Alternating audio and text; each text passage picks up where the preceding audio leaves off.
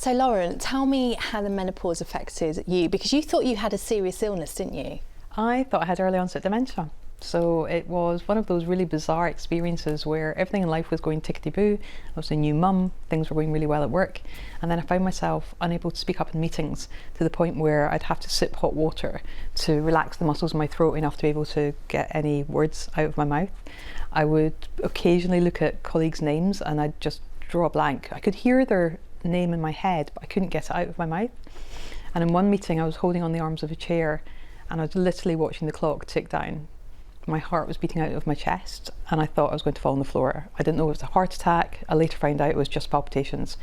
But I was in my early 40s and I just began to think that I had something like early onset dementia. It's terrifying, isn't it? Lauren, if someone's watching this and they can just automatically now relate to what you're saying, I mean, at sort of a certain age, women are dealing with so much that can be lots of pressure, children, elderly parents, grief. We get, lots and lots. How can you possibly know what is the menopause and where it's life as well, where it meets? Yeah, I think that intersection is really important to think at, and also so many of us are doing so much more than previous generations, and we've got far less support than we've ever had before as well.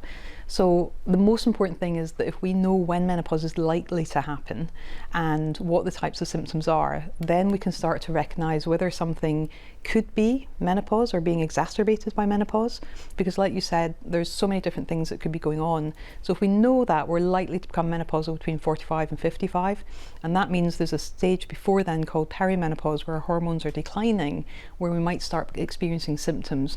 So someone in their late 30s, early 40s who has a normal menopause at 45, that could be their menopause transition. So if you start having symptoms and experiences that are different from your norm, and you're in that kind of bracket of 45 to 55, maybe a few years younger, then there's a good chance that menopause is playing a role in it. Yeah, because I know that you obviously had severe symptoms, but you actually left your job. You were doing this high-profile job, and that's something that lots of women are doing at this age range, isn't it? It's worrying. Yeah, I think that the more, I've been doing this for 10 years now, so working with organisations to help them become menopause savvy and menopause supportive.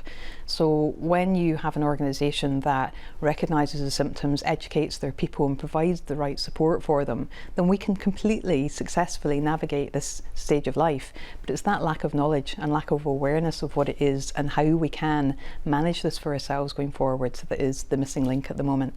So you are going into companies, into organisations now. How honestly, how seriously are organisations taking this? In my experience, and I think it's like with everything in life, when you're doing something and you're working in that space, you see a lot more of it. So I would say 10 years ago, I didn't know any organisations in 2014 that had a menopause policy or menopause guidance documents.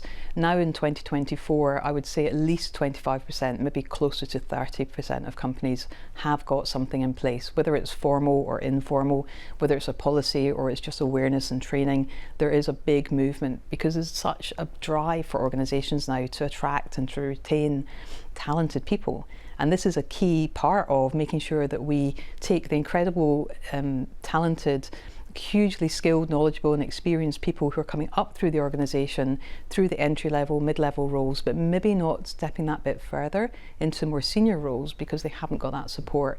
And so if organisations put the right mechanisms in place, we can see more people coming through and staying longer working.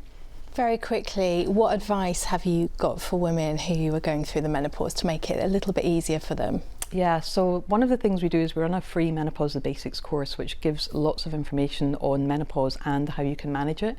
And in the middle day of that, we talk about mindset, hydration, nutrition. If we think about when we're well hydrated and we're eating the right foods for us, and that's really unique, we can lift our energy, we can increase our focus, we can get a better night's sleep.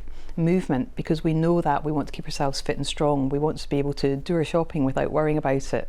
So we want to be doing exercise that means we're building our muscle strength and keeping our bones strong. And then looking at asking for help and support. Something that women are notoriously bad at doing is, we're good at giving, but we're not always so good at asking for and receiving help. So again, it's about making sure people know what menopause is, boosting their day-to-day, opportunities to make better decisions around their health, asking for help and support at home, at work, and also from their doctors. Okay, Lauren, thanks so much for joining us today. Thank you.